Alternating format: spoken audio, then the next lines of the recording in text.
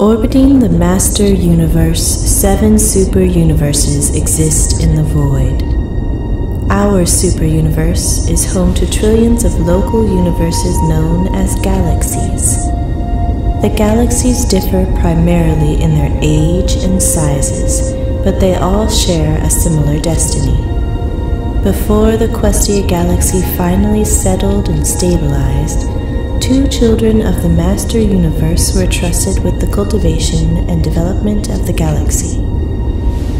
Known as the Presiding One and the Cosma, the 2 brought 7 orders of children into existence. The first and oldest of the orders were given the spatial dimensions closest to the galactic headquarters, and were taught directly from their parents about the environment of the galaxy. The second order of children was also taught directly from their parents, and was given spatial dimensions suitable to observe cause and effect in the Questia universe. The third order was first to be taught in the schools of the elders, and all siblings of this order were trained, tested, and ranked by their ability to manage systems of stars and their future inhabitants. The fourth order graduated from the elder schools with mastery of the scientific understanding of spiritual and physical forces. The fifth order graduated with mastery of perfect vision, hearing, and space-time travel, and they became supreme messengers and assistants throughout Questia. The sixth order was ranked in the elder schools according to the ability for diplomatic work with their older and younger siblings of the seventh order. The seventh order children appear in the physical dimensions on the physical planets.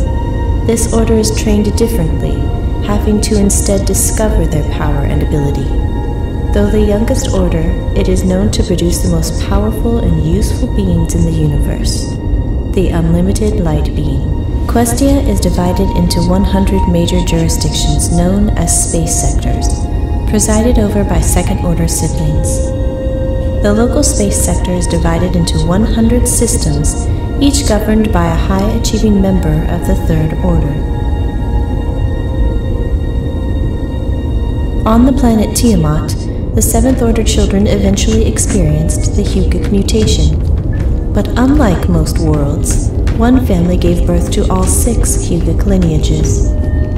As the lineages grew, they sought more space and opportunity to express their unique talents and tendencies.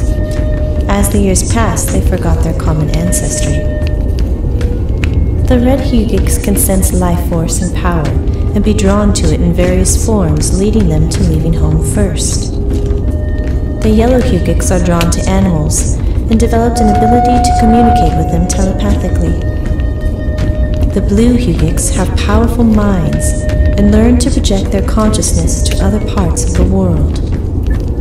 The orange Hugics are naturally clever, and developed methods of testing and using various tools and technologies. The green Hugics tend to be stronger and faster than their Hugic cousins, and express fearlessness in the face of impossible challenges. The indigo Hugics are drawn to natural patterns, and learn to use them to manifest control over the 4 elements. After many millennia, emissaries of the System Sovereign arrived on Tiamat near the origin of the Hugic family. The Fontas, the ancestral tribe of the Hugics, believed that gods had descended to the world. A special department known as the Questor 100 assured the natives that they were not gods, but were there on a mission to develop a utopian society on the planet. With the help of the Fontas, the Questor 100 built the first academy on Tiamat, headquarters and training ground for the dissemination of planetary knowledge. The academy taught how to effectively farm, ally with animals, build dwellings for different purposes. Students learned physical exercises for control and health, and they studied mathematics, science, economics, and how to transform their environment into a safer, more abundant one. This was done through a focus on developing the mind through study and reflection, and aligning inner motivation with external actions through working, creating, and interacting with others. The message of building a utopian society through unity and hard work spread throughout the lands, drawing many of the bravest and motivated of the Hugic lineages back to their ancestral origins. Every Hugic group sent representatives to benefit from the advanced knowledge and mastery of the Quester 100. All was going according to plan when a message from the System Sovereign arrived on Tiamat for Planetary Commander Prince Valpidin, a member of the Third assigned to supervise the 100 and many other staff members. Valpidin then ordered his Speaker of the House Dalagag to summon the 100 and issue a new proclamation.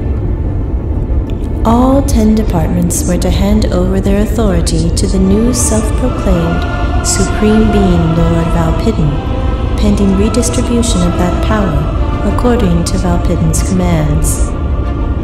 When the proclamation set in, the court erupted in confusion, spawning debates with increasing tension.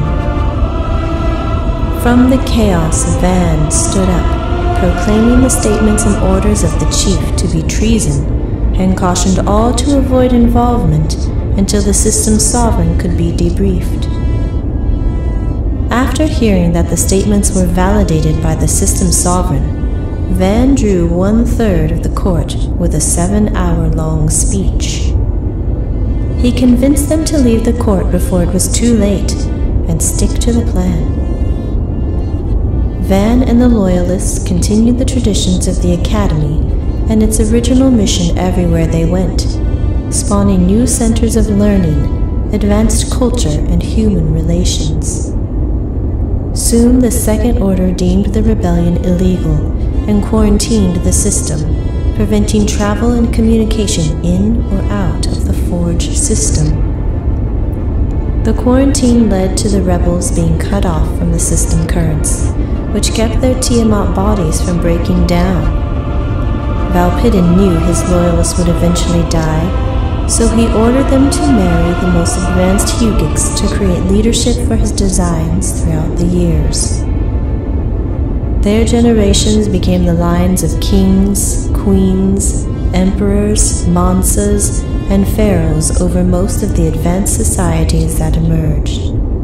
Valpidin taught his leaders ways of absorbing Quester Force from their citizens to enhance and extend their own lives.